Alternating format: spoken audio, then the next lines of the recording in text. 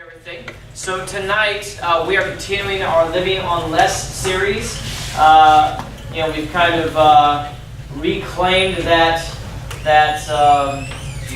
acronym LOL, right? So LOL usually means what? Laughing out loud, right? Yep. And so that's so when you're texting people or you put it on social media or anywhere else, right? LOL means laughing out loud. It's very funny. But now, for us, it doesn't mean funny. It means living on less. But living on less for us, as Katie illustrated and others have illustrated this month, it's not something that we are ashamed of. It's not something... And you know what? Here's the thing, right? So you live on less in this society, right, this culture, and people immediately sort of think that you are less. Right? Because you don't have... That's how we measure value, isn't it? We measure value by how much you have. Right? And so in this society, in this culture, if you have a lot, you are a lot. If you have a little, you are a little. Right? But that's this society. That's this culture. Right? That's not the kingdom. That's not at all how God sees us. Yes? And so because God doesn't actually measure us by what we have. Right? He measures us by who we are. Yes? And who we are is made in His image. And so immediately He already has deep value and deep love for us, right? And so that's the journey we're on. And really the journey then to live on less is to say, God, we don't want to be enslaved. We don't want to be slaves to the idea that that whatever I have is not enough. And so I have to go and try and get more. I need to go get a third job. I need to go get a fourth car. I need to go get a vacation home. I need to move from an apartment to a house. I need to move from renting to owning. I need to move from riding my bicycle to having a motorcycle. Everything in my life is always about getting the next thing, the next thing, the next thing, the next thing. Climbing this invisible ladder, right? And God says, no. Maybe that's not it. Maybe that's not how you should spend your whole life. Maybe that's not what you ought to be seeking first in your life. Maybe you ought to be seeking first the kingdom of God. Matthew 6:33, right? And His righteousness. And then He says, everything else will be added unto you. How can God say such a thing? Well, God says that because He knows that He is El Shaddai. He knows that if you just simply will steward, if you will just use what you have for His kingdom, and for His glory, that if there is ever a moment where anything else is needed, right? He says, I'm El Shaddai. I am more than enough. So you may not feel like you have enough. You may feel like you have less than enough.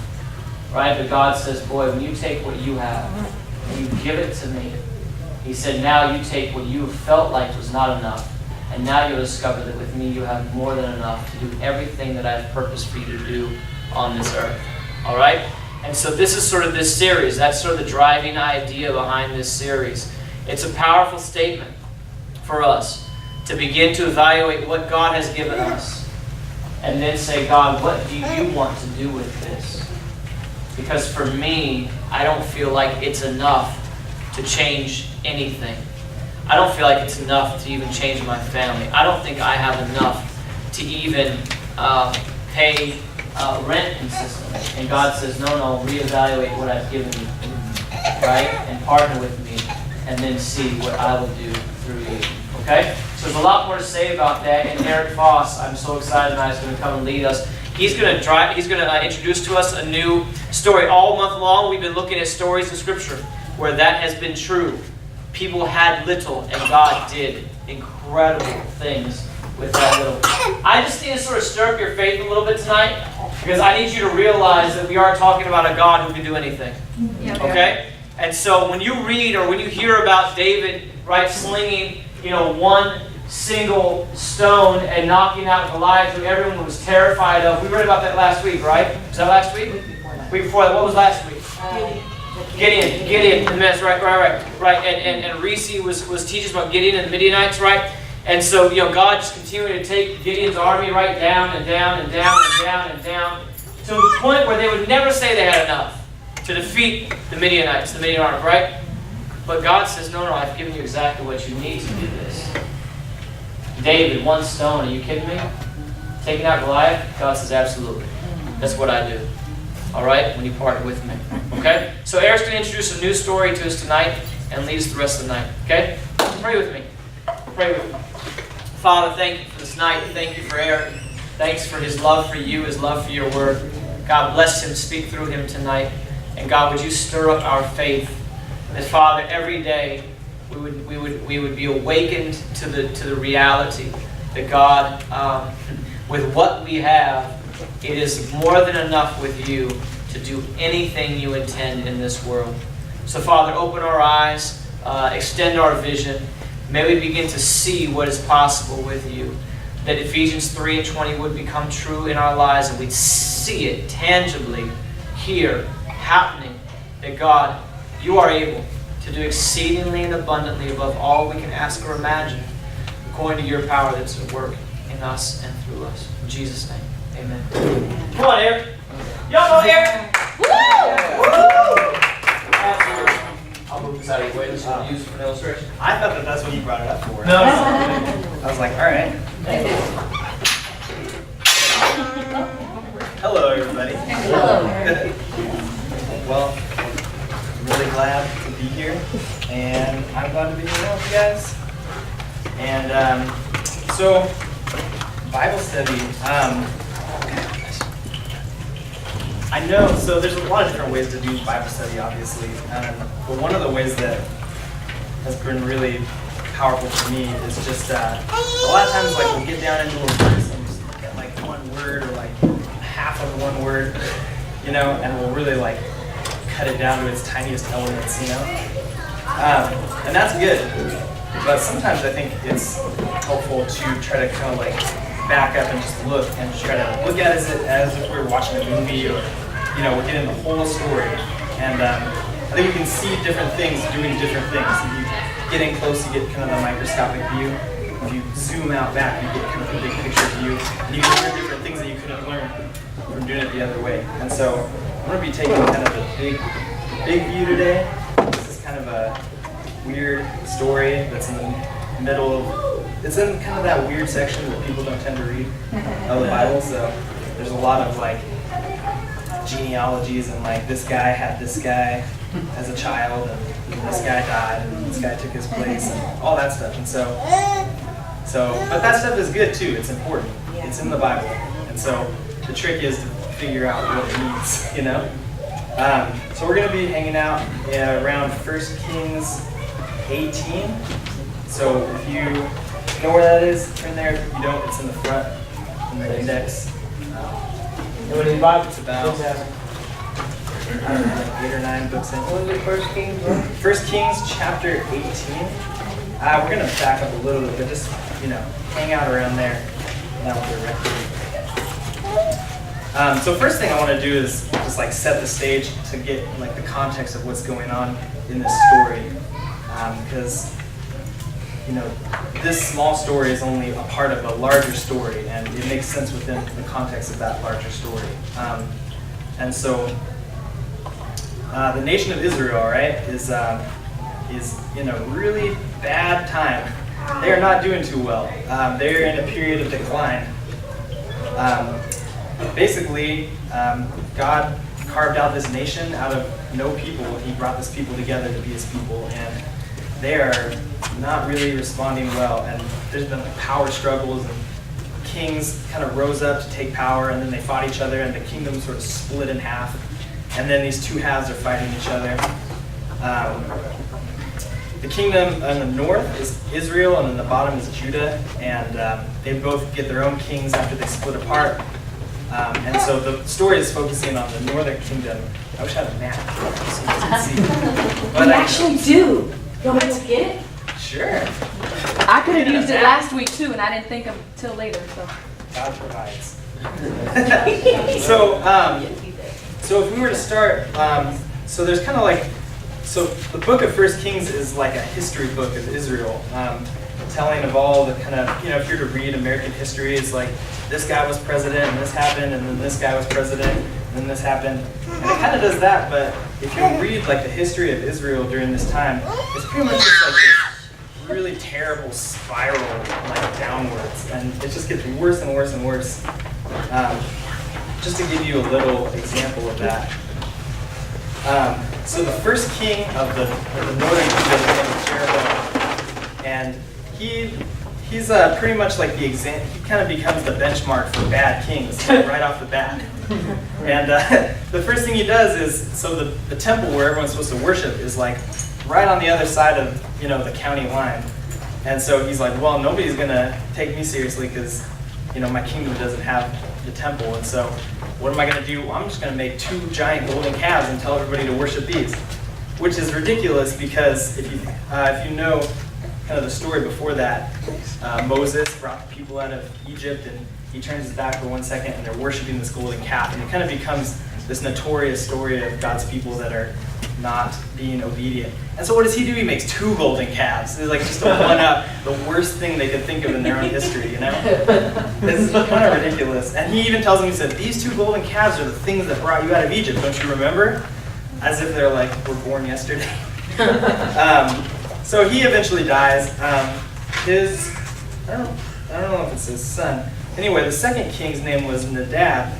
And the first king, Jeroboam, it says in Kings, he says, and he did evil in the eyes of the Lord. And this is a common refrain that we will hear many, many, many times. So next was Nadab. He did evil in the Lord's eyes by walking in the ways of his father, Jeroboam. And so he was basically cut from the same cloth. He ends up dying along with his whole family. He's killed by this other guy who becomes king named Baal. He becomes the next king. Guess what he does? He does evil in the eyes of the Lord. Right? You guys will be able to say it with me. So Nadab is hanging out in his palace, and he gets super drunk, and he doesn't even know that there's this rebel army comes and burns his palace down and kills him and his whole family. And it was led by a guy named Elah. And Elah succeeded. It was actually his son who killed him, and so that he could become king. And guess what he did? Yeah. So there's something wrong with this family. So then this guy becomes king. What does he do? He commits evil in the eyes of the Lord by walking in the ways of Jeroboam, his, by this time, great granddad. Something happens, and basically his royal palace burns down and falls on top of him, and he dies. Ouch. So then the guy who takes his place, Zemiri, he is bad too. Does more evil in the sight of the Lord. But this time it says, Zemiri did more evil than anyone who preceded him. So it's now it's getting progressively worse, which by now must be mind-bogglingly bad. He dies, and a guy named Omri, more of the same. This is basically what I was talking about, the spiral, right? And so Israel's in a pretty bad situation. Omri has a son, he becomes king. This guy's name is Ahab. And so he's the worst king of them all. And this takes us up to where we are in the story. So that's just probably the last 40, 50 years is just marked by bad king after worst king after worst king. And so this is a very depressing situation. It seems hopelessly bad. And it would be bad, if we read in the history books and said, well, no, this president was bad and then this president was worse. And that would be bad because, there's all these power struggles and it's making the country an unstable place, and there's probably a lot of violence and just a lot of instability that's hurting the people of the land. And that would be bad on its own, but the reason that this is actually extra bad is because the worst part is the bigger story. If we were to go back all the way back to Genesis, in Genesis 12, this is just a little more context for you. Abraham is the father of Israel, and God called him specifically and said, I have a purpose for you, and for your family is going to become a great nation, and through them, I'm going to bless the whole world. And so the reason why Israel exists in the first place is to be God's special people, so that somehow God is going to bless the whole world through this people. And so to see them spiraling out of control is not just it's not oh yeah, that sucks, because I'm sure food is really expensive, and my brother died, and all this stuff. But it has like a theological importance, because it's like, this was the people that God planned to use to save the whole world. So now the whole world is in jeopardy because these guys are just spiraling out of control. And so we enter into this story, and it's like, once we get to chapter 17, 18, where we are, it's like, this is almost seeming like a hopeless situation. What's going to happen? This was like the thing that God pinned all of the hopes of the redemption of the world on, and now it's just tanking, and it's like hit the ground, and now it's going under the ground. It's just like real bad. So there's a lot of tension going on right now. And so Ahab becomes king, and he's the worst king yet. And so what's next? The next thing that happens in the story is he gets married to a girl named Jezebel. A notorious name, if you know. It's funny because whenever you think of Jezebel, it's supposed to be this like seductive lady or something, but it doesn't say anything about that in the story. It's kind of weird. I don't know how that happened. I don't think there's any like pictures. She didn't have a Facebook or anything. But Jezebel is significant to the story for two reasons. First of all, she's a princess of the kingdom of Sidon, and that was, a foreign nation to Israel. And so when you were a king and you marry a princess from another country, it's not just because you're like, oh, she's hot, but usually it was like for political advantage. So you would make a treaty with another country. You're like, look, you guys are on my northern border, so if anyone attacks me, you guys will kind of like help me out here.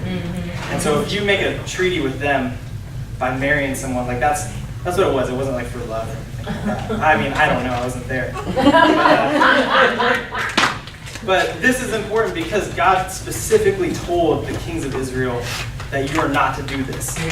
They're supposed to trust God to be their protection, not making alliances with other nations around them. So they were explicitly told not to do this. The second thing is that Sidon they were kind of like the descendants of the Canaanites. And so the Canaanites were like the long-time enemies and rivals of Israel. They were the ones who were just always causing trouble for Israel.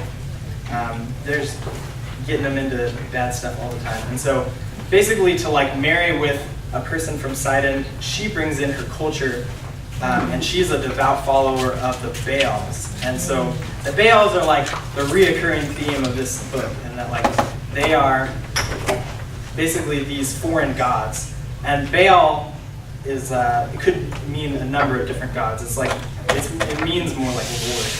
So there's different ones, and so they're just popping up all over the place, leading God's people astray.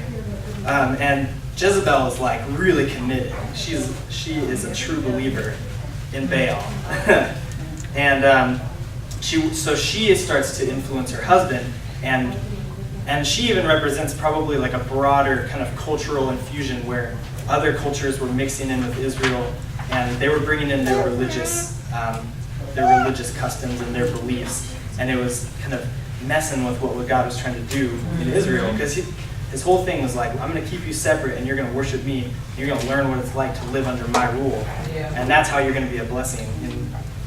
Among other things, but and so they're again failing at that. So let's see where we are here. Okay, so 1 Kings 17. Would someone like to read first? Sure. First one? Yeah, 17. Now Elijah, the Tishbite of Tishbe in Gilead, said to Ahab, As the Lord, the God of Israel, lives, before whom I stand, there shall be neither dew nor rain these years except by my word. And the word of the Lord came to him, Depart from here and turn eastward and hide yourself by the brook Cherith, which is east of the Jordan. You shall have drink from the brooks, and I have commanded the ravens to feed you there. Go ahead. That's good. Okay. Yeah, thank you. So pretty much like out of nowhere in the story, this guy named Elijah appears, and he's not a king. He's not like from any royal. He's even a foreigner that lives in Israel, and so he's just kind of a nobody. But he somehow just like gets the guts to come up to the king and be like, "Hey, listen, buddy. Until I say so, it's not going to rain." It's like he could be killed just for like walking up to him, you know. So And this guy is like saying, by the authority of a king that you don't even really believe in, I'm going to tell you what's up. Wow. And so that's gall, or as the Jews say, chutzpah. So I think one of the first sort of like living on less principles goes on here. Yeah. Who is this guy? Like, the story doesn't even really like introduce him. He's just like, oh, then Elijah, this Tishbite, comes out of nowhere. Like, there's no backstory. There's nothing. He's just like, hey guys. Yeah. So he has no qualifications. Like, he doesn't have, he does not have a degree in political science or even in agriculture. Like, he's not a meteorologist. He does not know what's going on. Or at least, like, he would seem not to know what's going on. And so this is like a preposterous statement, So what are you going to do? It happens. And then it happens. And so, it just stops raining.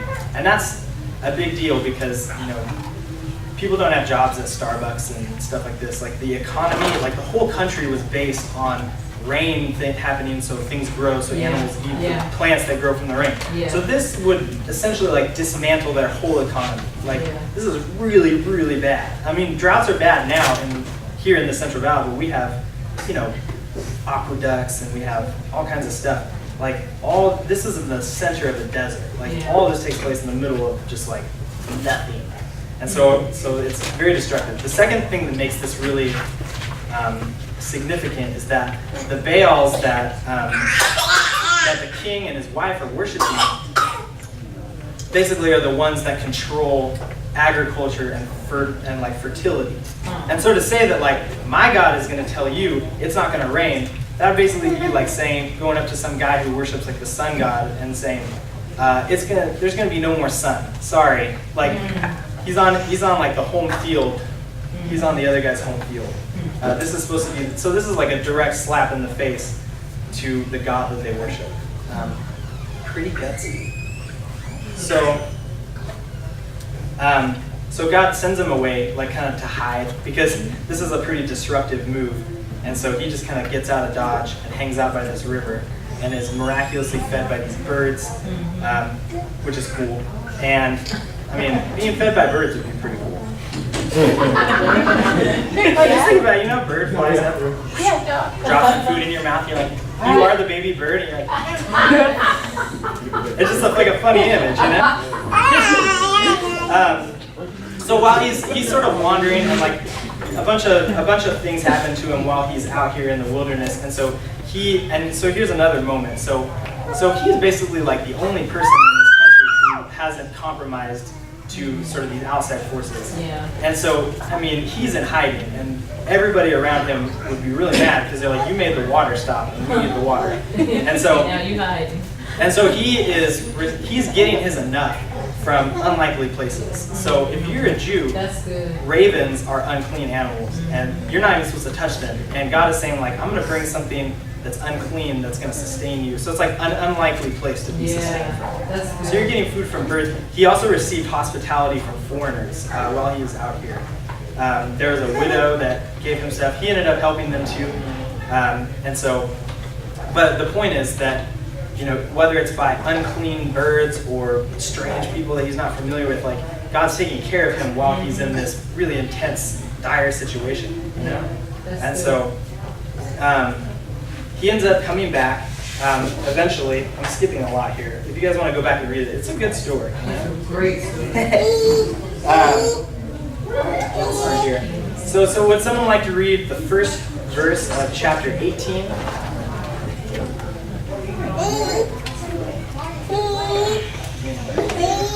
And it came to pass after many days that the word of the Lord came to Elijah in the third year, saying, Go present yourself to Ahab, and I will send rain on the earth. Yes. So Elijah went to present himself to Ahab, and there was a severe famine in Samaria. And Ahab had called Obadiah, who was in charge of his house. Now Obadiah feared the Lord greatly. That's enough. Yeah, thank you. So basically, he was out there for 3 whole years. Wow. And during a famine, like, not all the way away from civilization. And so he pretty much depended on God bringing, and I think if you guys know the story about the manna, when God first delivered his people out of slavery in Egypt, they were in the desert too, and they were fed by manna, which was basically bread that fell out of the sky. And so birds feeding you food out of the air is kind of very similar to that. And it's kind of like, it seems that God will provide. I think it's kind of like a hint at saying, like, you remember when I did this in the wilderness and I provided for you guys when you didn't have anything? And there was, the wilderness means here, like, I go up into the mountains, go to Yosemite, and like that's wilderness, and there's trees and berries and plants. Wilderness there is just nothing. It looks like the surface of the moon. Nothing. And so if you cannot live in the wilderness unless something is actively provided for you, you know? And so to have these birds feed him kind of from the air is sort of the same thing that God did when he fed his people in the wilderness when he brought them out of Egypt.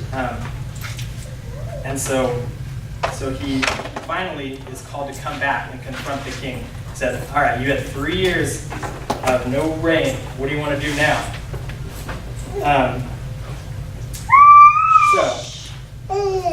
He gets up, so he eventually stages a meetup with the king. Obadiah is this kind of like inside man that he has, and so he comes out of this cave and is like, hey Obadiah, tell the king I'm here. And he's like, all right, you better show up or else he'll kill me. He's probably not too happy. So finally, Elijah and King Ahab meet. And so this is verse 16 of chapter 18. So Obadiah went to meet Ahab. He told him what had happened. Then Ahab went to meet Elijah. When Ahab saw Elijah, Ahab said to him, is that you, the one who troubles Israel? Very indignantly. It's really funny that he would say that Elijah is the one who's troubling Israel. Right. Because obviously, his last name is essentially Trouble, you know? He is Trouble, whose dad was Trouble, whose dad was Trouble. Yeah. He's got trouble written all over him. And this is what's interesting because the role of the prophets a lot of times is to raise questions and to expose what's taken for granted when what's, the peace that people are calling is peace is actually destructive. So he kind of turns the tables on the king. Wow. So think about the 1960s here in the U.S. Civil rights movement. A lot of times people were saying, these protesters, they're disturbing the peace. They're troublemakers. Like, why are you causing all this trouble? And obviously we know that when what people call peace is based on sin and based on injustice, then truth will always look like troublemaking. That's because good. It's not like you call it peace, but it's not peace. That's good. And so be a troublemaker for the Lord. That's good. See you guys. That's good. So an important thing, I think this comes down to the center of what I want to dwell on in this thing is, so Elijah says, I haven't troubled Israel. You and your father's house have. So your whole lineage has been a trouble to Israel. Wow. You did as much when you deserted the Lord's command and followed the Baals. Now send a message to gather all Israel to me at Mount Carmel. Gather the 450 prophets of Baal and the 400 prophets of Asherah. And Asherah is basically the girl version of Baal. She was his girl companion. Ahab sent the messenger to all the Israelites. So basically this is the Wild West showdown. So everybody comes to watch, and they're on either sides of the street, Elijah approached all the people, and so this is really the core of what we want to talk about, living on less. Elijah approached all the people and said, how long will you hobble back and forth between two opinions? If the Lord is God, follow God. If Baal is God, follow Baal. And the people gave no answer. And so what was happening in this whole time with all this influence and all this sin and problems that were happening was not that people were just totally giving up the worship of God to worship these idols. But the way idols worked back then, it's not like you just said, well, I have this little thing and I'm going to bow down to it, and because for some reason that makes me happy.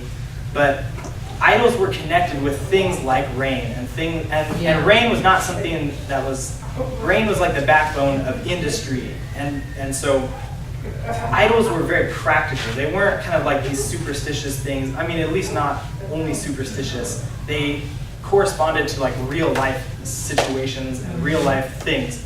And so the people weren't giving up the worship of God entirely, but they were saying like, well, I can worship God, but I also need to take care of my plants. And so I'm going to like make a sacrifice to the Baal of rain, you know? And so that was like for them sort of saying like, I'm going to hedge my bets. Like I need to take care of myself and I need to do what's responsible. Because to them it wasn't like the word superstition didn't exist. Like that's all that existed.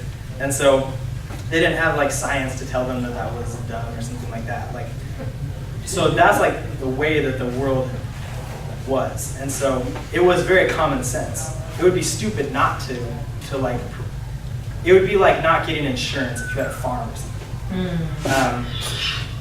And so when you try to take like pieces from one kind of religious outlook and try to like add a little in here, like the technical word for that is called syncretism. It's like smashing two religions together. And obviously this happens now just as it happened then. But I think like we wouldn't recognize it as such a lot of times when we do it today. But basically, like they want their cake and they want to eat it too. They want to have it both ways. Like they want to do Burger King style, like you can have it your way.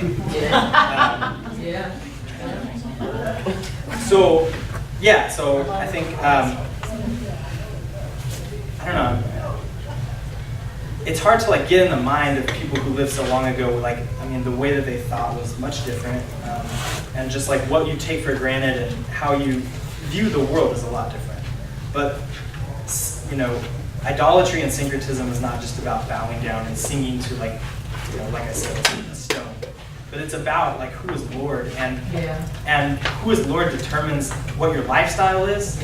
And what your lifestyle is determined by how you view the world, like the lens that you view the world through. And so each God kind of had like a different way that you saw the world. Because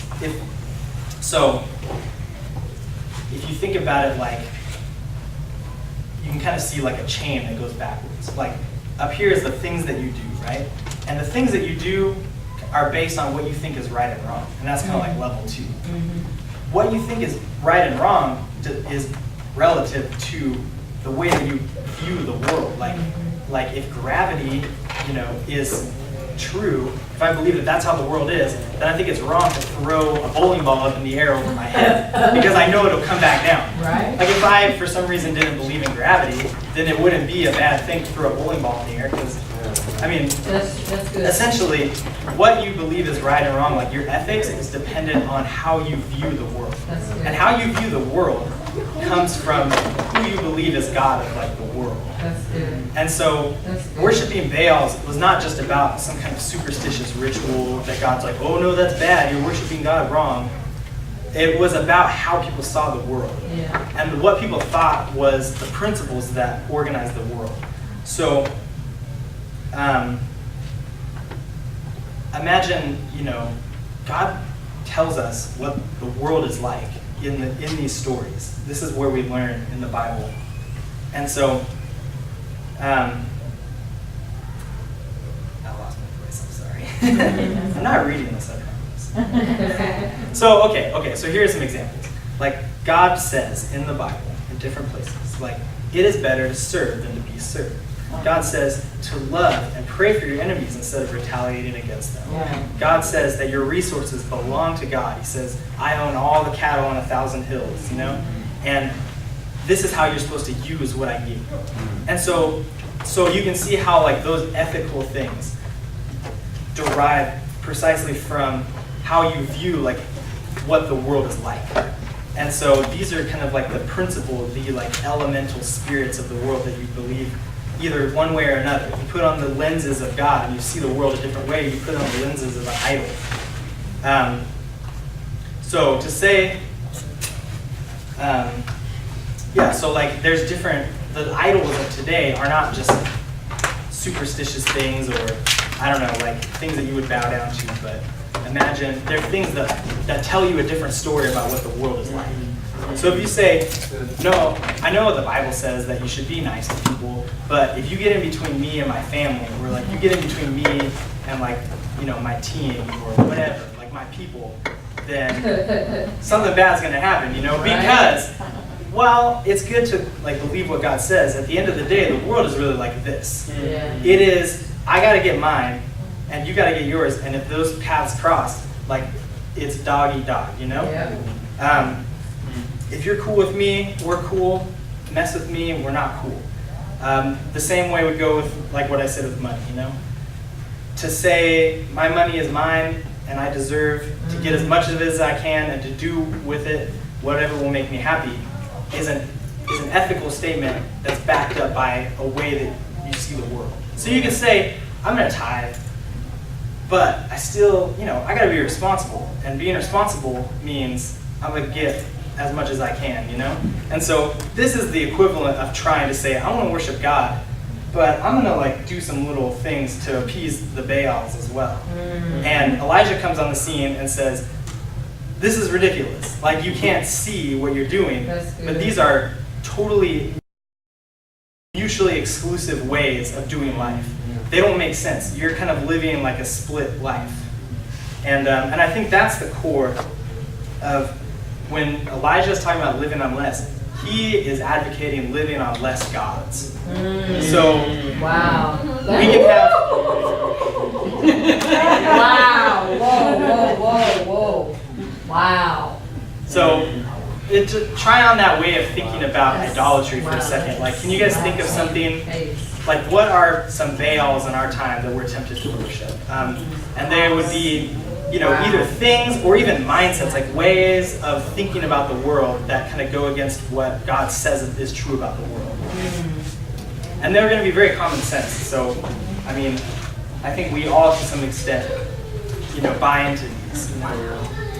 Anybody got any ideas? Actors and athletes. Yeah? Maybe, like, what about them?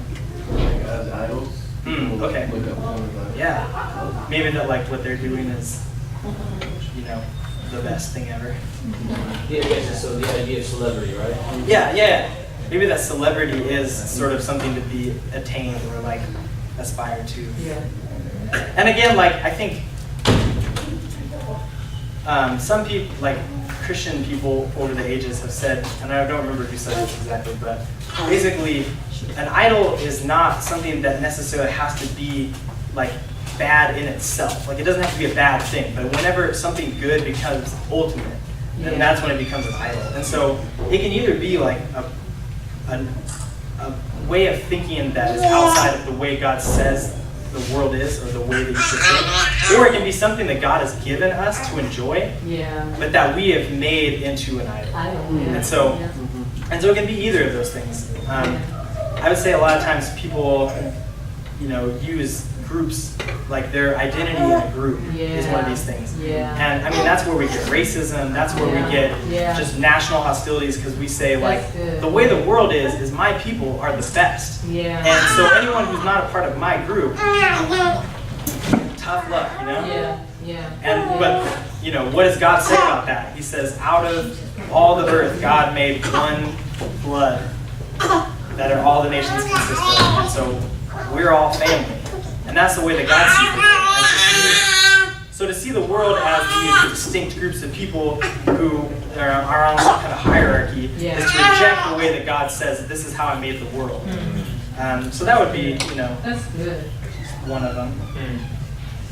Basically, what Elijah is saying here is repeated in a different way hundreds of years later by Jesus when he says, no one can serve two masters. It's like that's essentially what the story is all about, you know? Why do you hobble back and forth between two opinions? If the Lord is God, follow God. If Baal is God, follow Baal. Like, choose who you're going to serve and go all out, you know? Don't try to hedge your bets by, you know, giving a nod to one on one day and giving a nod to another on the other. That would seem practical, but if one's real and one's not real, then it's actually really stupid. So we'll go on. Elijah said to the people, I am the last of the Lord's prophets, but Baal's prophets number 450. Give us 2 bulls, like the animals. Let Baal's prophets choose one.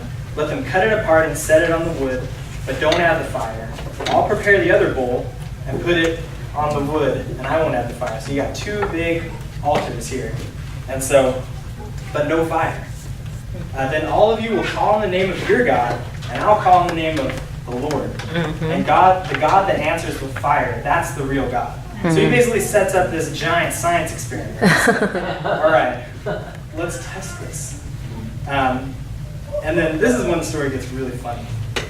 All the people answered, "That's an excellent idea." It's really funny that when he was like, if the Lord is God, follow God. If Baal is God, follow Baal. The people give no answer. They're like, what are you talking about? And he's like, let's put it to a test. And they're like, oh, that's a good idea.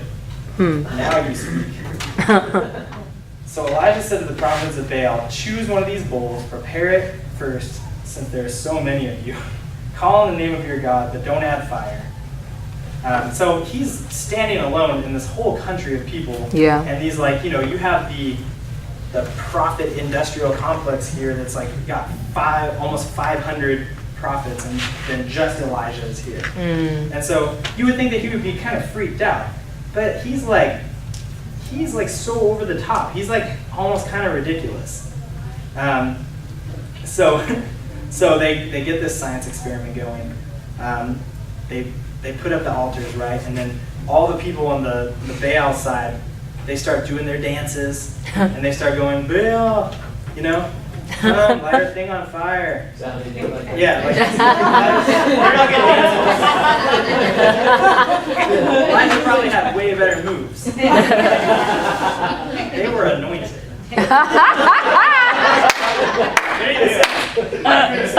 They performed a hopping dance around the altar that had been set up. So it's more like it probably looks something like the electric slide or something.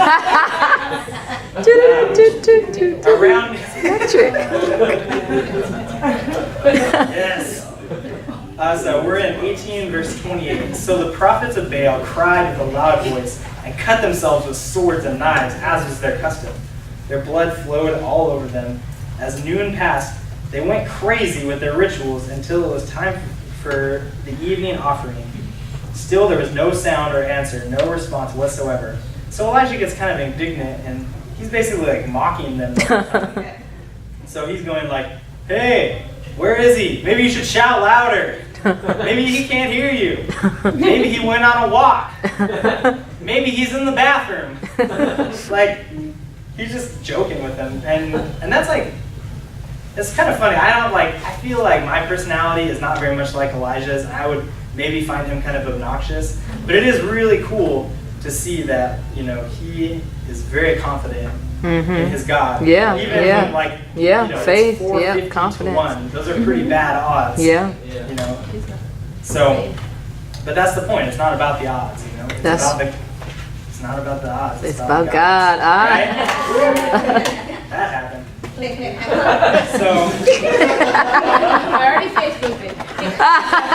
Post it. yeah. Something about standing up here, you get all these cool. No, I'm just kidding. Phil comes, they just kind of come up. They come out of the podium. Right? The music stand. So they have their turn. Their turn fails. It's like an epic fail. And so now it's Elijah's turn. And so he says, he gets all the people. He says, come here. All the people closed in, and he repaired the Lord's altar that had been damaged. Elijah took 12 stones according to the number of the tribes of the son of Jacob. And so there's 12 tribes of Israel, so he took 12 stones because he's like, this is the God that called the people of Israel to be his people, and they were supposed to be his God. Yeah. Or he was supposed to be their God. Yes. And so this is kind of like a symbolic thing to say, like, well, let's get back to the root of this thing. Like, this is our God. Like, we are the people of Israel. Why are we serving this other God? He was the God that created us. We wouldn't be a people without him, And so he takes these 12 stones, according to the number of the 12 tribes, to whom the Lord's word came. Your name will be Israel. He built the stones into an altar in the Lord's name and dug a trench around the big altar, enough to hold 2 somethings of dry grain, 2 big buckets or something. Maybe 2 dump trucks full of dry grain, like a lot of dry grain. But instead of putting dry grain in there, he's like, let's fill this with water. And then he said, like, let's pour all kinds of water on top of the altar too. So like, get that wood just soaking wet. So it's like, he's like, this is ridiculous, you know? He's really cooking this thing. He's adding to the tension. And what do you know? He just kind of prays to God. He says,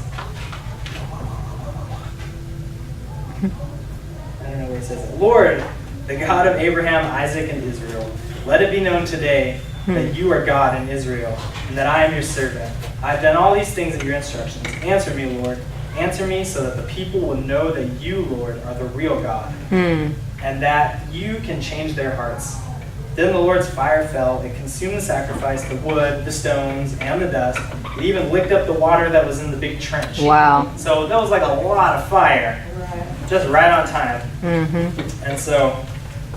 And all the people saw this and fell on their faces. The Lord is the real God. The Lord is the real God, they exclaimed. And then Elijah says, seize Baal's prophets and don't let them escape. Basically, I mean, this is pretty intense, but, you know, remember that spiral? He's like, this ends today. Yeah. So he rounds up all the prophets of Baal and Wow. has them all executed. All, you know, however many of them there were, and there were a lot. And so, I mean, I'm not saying that this is how you interact with people who don't believe in God. But given the spiral, you know, decades and decades of injustice at the hands of these foreign gods, he's saying, like, I'm nipping this in the bud today. Like, we're starting over. That's good. And so, I think in the end, Elijah demonstrates that the true God is the one that brings the rain. Oh yeah, the last thing that happens is the rain comes back, just like he said it would. And so just like the last nail in the coffin of the Baal that's supposed to bring the rain and the harvests, you know? Elijah's a hero of the faith because in the face of a whole nation of people who wanted it both ways, he stood firm and lived on less masters. He was uncompromising in his belief that if God is God, then let's follow God fully and not be tempted to see the world from the perspective of the Baals. That's good. Whether or not they're ancient Baals or they're modern Baals. Wow. And so I think what I saw like this week while I was getting ready for this is just that like there's a lot of pressure on us to say there's all these things that are just like they just are. You know, the way the world works is the way the world works. And so you can believe in God, but you gotta kind of do your thing in the world the way the world works. And so, you know, if business means that you have to be cutthroat and you have to kind of do other people in so that you can get ahead, that's just the way the world works. And that is like the Baal of business. Like those are the lenses that you put on when you're not seeing the things the way God sees it, you know? And that's what I think. Prophets are people who first and foremost see something from God's perspective. And so they can cut right through all the BS and just go straight to the heart of the issue, you know? So things we think aren't a big deal to mix, you know, God and a little greed, God and a little revenge, God and a little self-centeredness. Prophets see it out for what they are and they say, that is a false idol. And like you cannot serve two masters. It's not that it's hard to serve two masters. It is, you cannot serve two masters, you know? And so that is really important. But obviously, you know, they were going down this spiral. And when you go down a spiral or when society is in a spiral or whatever, we're constantly in spirals. And that like makes it really hard to see the truth for what it is because we are just small people that are caught in these big spirals, you know? Like we are to live our whole lives in a little tiny bit of this historical spiral that may be going on. And so we are formed by the context that we live in. And day in and day out, people are saying, you know, you can't do this, or you aren't worth this, or you might as well just live this way because, like, living in a different way doesn't work. Then in a lot of ways, your mind is held captive to that perspective. And because you haven't seen a way otherwise. And that's why we need in our lives people who can play sort of the Elijah prophet role. And that's why we have the church. Like that's why we're a community and we're not just going off and doing our things alone because everybody has a perspective that they see through.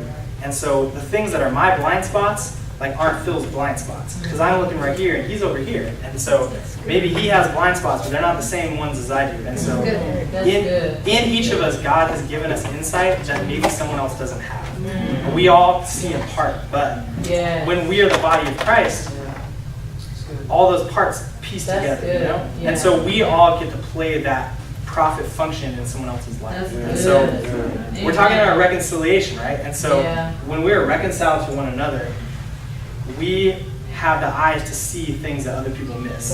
And so let other people into your life and let them know you well enough that they can see where your blind spots are, because chances are they might not be my blind spots or someone else's blind spots.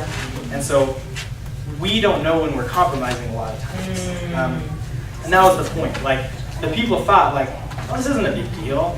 Like, we want our land to do well. Like, we want these things to happen. Maybe this is just kind of what we have to do to get stuff done, you know? And so the idols are very practical in a way. Like, they get stuff done. And so, but if you get stuff done in a way that's not God's way, then there can never be a real good outcome. You're only delaying inevitabilities, you know?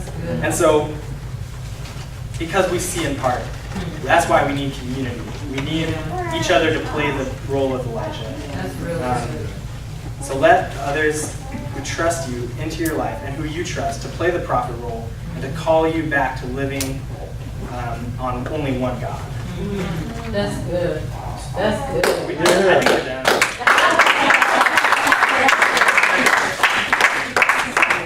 That's awesome. Hey, thank you guys. I love you all. And, you know, I think we like to take it down from kind of this sort of, you know, we're reading the Bible, we're talking about all this kind of like theological stuff. Like, we're talking about those eyes, like we are those eyes for each other. Yeah. So let's not have this be just something that we talk about, like, yeah, that's cool, and then not do it, you know? Like, we are tangibly each other's eyes, and so let's be those eyes for each other. Yeah. You know, let's commit to one another as the body of Christ.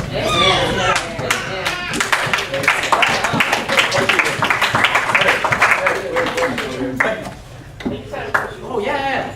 You said about verses saying pray for the enemy, or somewhere in the Bible. What is that? Yes, read Matthew 6. And Matthew 7, for that matter. Just read all of it. No,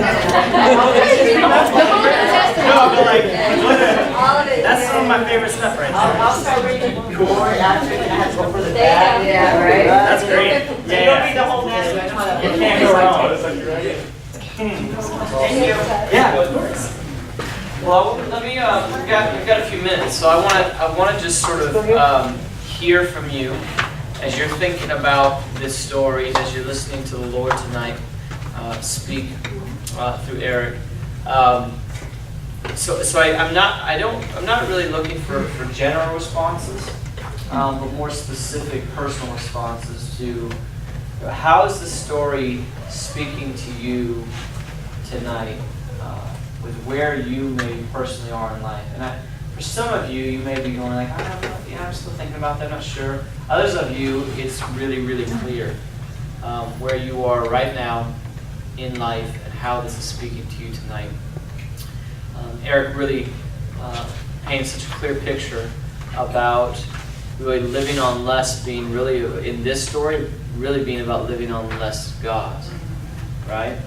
And so that's a powerful statement. That's a powerful statement. So where are you right now in life, and how is this word sort of challenging you? How is Prophet Elijah serving as a prophet in your life tonight? Yeah, Katie. For me, I think I love the way that I don't know where he's at. Eric? Yeah, I love the way that you put like just like what you believe, how it affects just how it affects the things that you do and the way that you live. Just because I know for me, speaking about idols and things like Baal, we can get down to the deepest things that maybe we want to stay away from. But I know for me, like family has even been a big thing, because a lot of the things that they try to put in my mind, certain parts of my family, has completely contradicted what God says I can do. So like I've had a lot of people in my family try to tell me all these things I cannot do and cannot become, and it completely contradicts what God says. But because I'm so engulfed in the idea of pleasing my family and doing the things that they want to do so I can be a part of the family, so I can be a part of something, I have in the past been able to compromise the things that God wants for me in order to appease my family and what they want. So that's kind of been like my Baal, I guess you could say. It's good, Katie. Wow. It's really good. How many of you have experienced that in the past with family? Family's tough, right? It can be tough. It's a powerful force. Yeah, it's good. And that's a great, just a perfect example, right? So that is, in Eric's words, that is a good thing. Family is good. Family comes from God, right? Yes. But when family becomes, what was your word? Ultimate. When family becomes ultimate, right, then it becomes a force of Baal in our lives, right? Where family is saying one thing and God is saying another thing. We talked about this on Saturday a little bit, right? So if anything disagrees with God, guess who's wrong? Right? The anything, right? The anything, yeah? So if our family is just saying something that disagrees with God, right, then now you've got two competing forces. And Elijah's saying, don't compromise. You can't play both worlds, right? We're choosing God, yeah? That's good. Good word, Katie. Thank you. It's not always that easy. Oh, no, it's not. I didn't say it was easy. So here's the thing, right? So the thing about God, the thing about following God, is that following God is incredibly simple. Simple. Not easy, but simple. Clear. Not easy. Right? Like, family or God? God, right? If someone's disagreeing with God, we choose God. It's simple. It's clear. Easy? It's not easy. Not always. Not often. Right? Yeah. And so, good word, Ned. That's right. Yeah. And so this is the challenge. But God is, as He invites us to choose Him, right? He is always faithful. One of the things that stood out to me in this passage is the very end, which Eric sort of, brought to a close. But if you read the end of chapter 18 there, right, it's the rest of the story, And so after Elijah kills all the prophets of Baal, very gently, he then says to Ahab, verse 41. So 1 Kings 18 and 41. He says, "Go eat and drink, for there is the sound of a heavy rain." So watch what Elijah says. It says, "Go eat and drink, for there is the sound of a heavy rain." Wow. So Ahab went off to eat and drink, but Elijah climbed to the top of Mount Carmel, bent down to the ground and put his face between his knees. "Go and look toward the sea," he told his servant. And he went up and looked. Okay, the servant goes look. The servant comes back and says, "There's nothing there." Remember what Elijah started off by saying? Go eat and drink, because there is the sound of heavy rain. Servant, go up and look. Comes back and says, "There's nothing there." And then it says that the servant came back 7 times. So go and look. No, go back and look. There's going to be, there's rain's coming. Goes, "There's nothing there, Elijah." We'll go back again and look. Comes back. "There's nothing there, Elijah." Go back and look again. Comes back. "There's nothing there, Elijah." Well, go and look again, because there's going to be rain. There's something there. Comes back. "There's nothing there." Go and look again. Like, go again and go look and see, because there's a sound of heavy rain. And then finally he comes back and he says, "A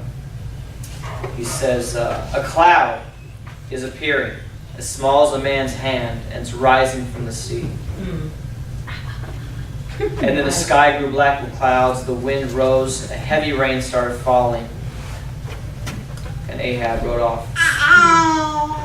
And the power of the Lord came on Elijah. So I just want to say, right, so we know that God is God. But one of the think for many of us, the challenge or the tension is that time between you knowing for sure that He is who He said He is, Yeah. and the moment in which He manifests His presence. Yeah.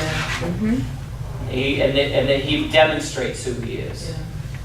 7 times. Mm. The fire on the altar has already happened. Mm. And then Elijah says, I hear the sound of heavy rain. I don't know if you've ever heard what people couldn't see. But Elijah says, go and look. Go and look, because there's something forming. What's God saying to you tonight? As you're listening to Eric, maybe as you're reading the story. Reese? Just going back to the showdown where you've got the 2 bulls and and there's one Elijah and there's 450 Yes. prophets of Baal. Like my mind immediately goes to 1 John 4:4 where it says, "Greater is He that is in me than he that's in the world." So the prophets of Baal, that's the world, and they should have been able to. Right? They should have been able to call down fire, but it didn't happen. Why? Because greater is God who was in Elijah than Baal who was in the prophets, the 450. So it just reminds me that like no matter what it is that I am facing, it doesn't matter how big the enemy looks or how big the situation may be. Like greater is God in me than the enemy in all 450 y'all tripping. So it's just a good reminder and it's comforting and it kind of like helps you, like It's good. boost your confidence a little bit, and like we talked about last week, bigger does not mean better. Right. It does not always mean better. So yeah, good. 1 versus 450 is just good. That's good. That's good work. So just on that point, right? So that verse, 1 John, right? Greater is He that is in me, and tying out of the story. So here is God, who ultimately demonstrates that He is the true God, right? There's one Elijah, 450 prophets of this other God, Baal, right?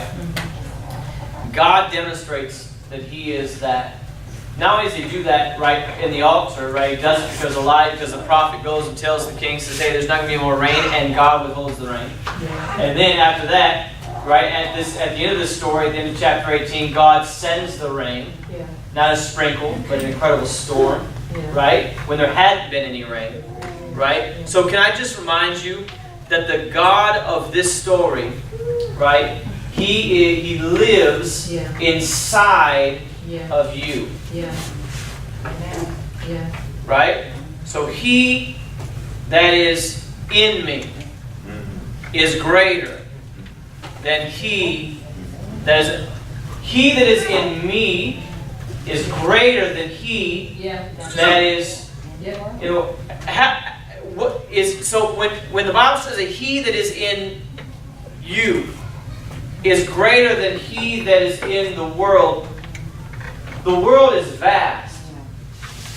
That God, those gods, all over the place, everywhere. Every street, every alley, every living room, every bedroom, everywhere. Right?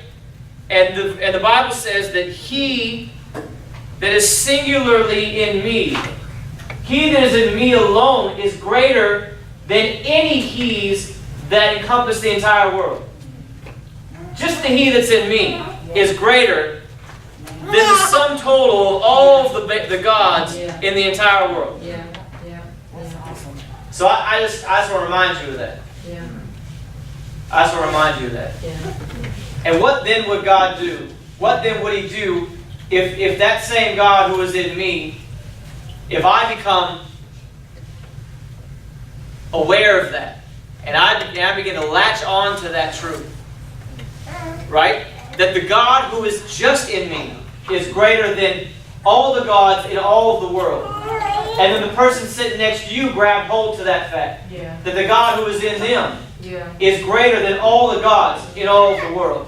And the person who's sitting behind them grab hold to that fact. That the God who is just in them is greater than all the gods in all the world. Right?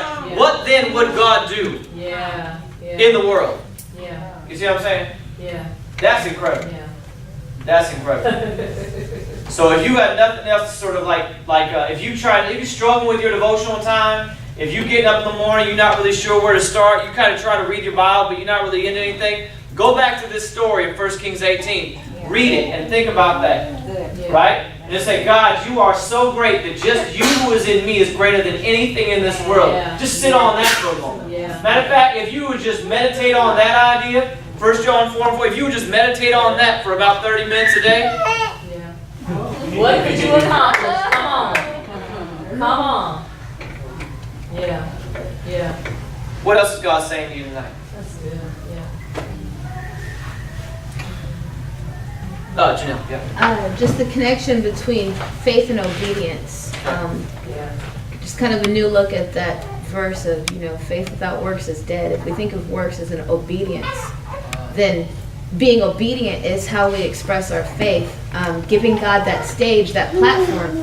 If Elijah hadn't set up that altar and given God the space to work, and that's where God is dealing with me in the present, is me being obedient is giving him room to work, and then living in the tension of, but what if you don't do anything? You leave me looking like a fool, and then exposing then my lack of trust that he is who he says he is, and if I just give him room, then he'll be who he is. That's good. So it's setting the stage, building that altar, leaving room for God to be God, where I'm totally out of control, and I take the risk then of having to trust him. That's good, Janelle. So That's good.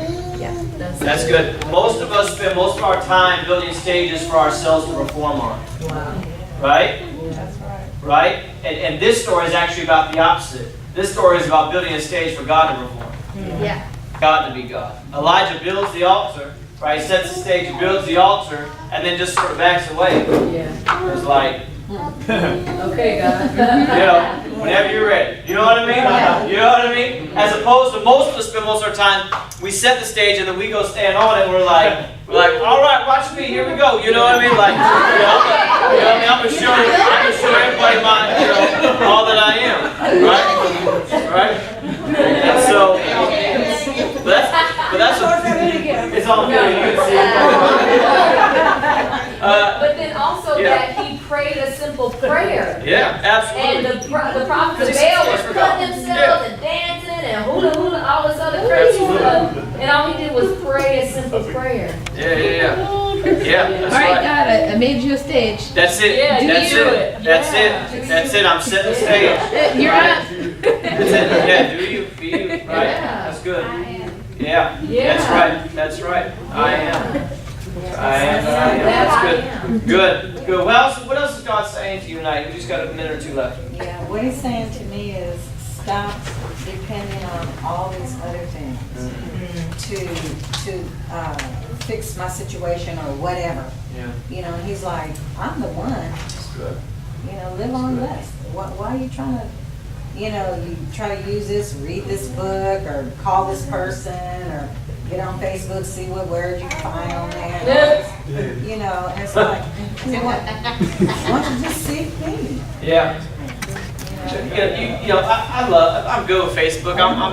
Me and Facebook are friends. But I do, but you gotta watch it a little bit, right? Because you can get real lazy, right? Just sort of like Mom said, right? You get real lazy, like all of a sudden, like going to read Bible verses that someone else posted on Facebook, right? Like going to read what someone else wrote about something, on Facebook, like, and all of a sudden, like, oh, I got mine for the day. You know what I mean? Like, you had great you read something they post on Facebook. You know what I'm saying? And all of a sudden, you good. What is that? I got nothing. I have absolutely nothing against you posting stuff or you sharing your thoughts or things that God said to you or you put a verse that spoke to you. I have nothing against any of that. I'm just saying that you got to watch it, right? Because you can get lazy, right? You know what I mean? Yeah. And a good thing for me because that's all I have. Like when I was growing up. Yeah. I got my phone. Yeah. That's all the prayer I have. The Facebook? No, The phone, the Bible. The text messages I identity. Oh, yes. It's out of the Bible, Absolutely. but it was something, and sometimes that's all I read. but- Well, no, that's powerful. You're actually reading the word. That's good. But No, it's really good in I that. know what you mean if you get lazy. You could get lazy on it. Yeah, absolutely. Speak to me, Lord. Scroll down my news feed. Give me a pray before you go on Facebook. Lord, speak to me while I log in, please.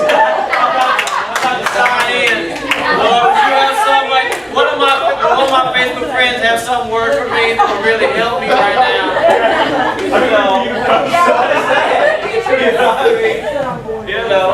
So, that's good. I see people, here's where I see this.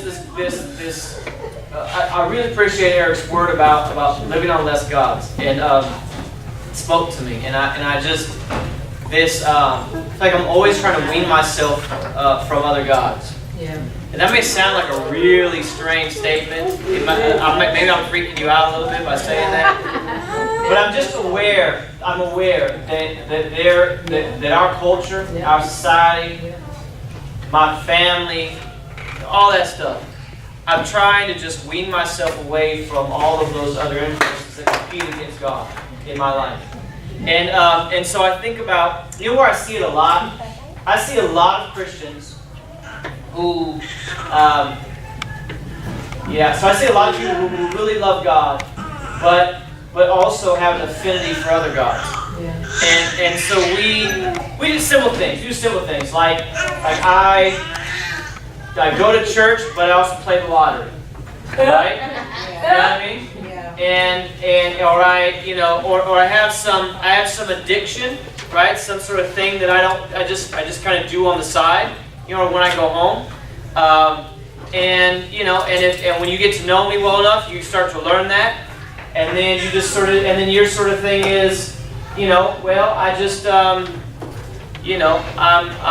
not finished with that thing yet, right? Or I just don't, or I'm, God's still working on me, right? Or that kind of thing, right? But He's not really working on you because you're not really working with Him, right? And so it's just sort of this thing that just lasts forever, right? And so that's how it plays itself out in our lives, right? And so we have to continually choose God, set the stage for Him, let Him be Himself. That's just some powerful stuff tonight.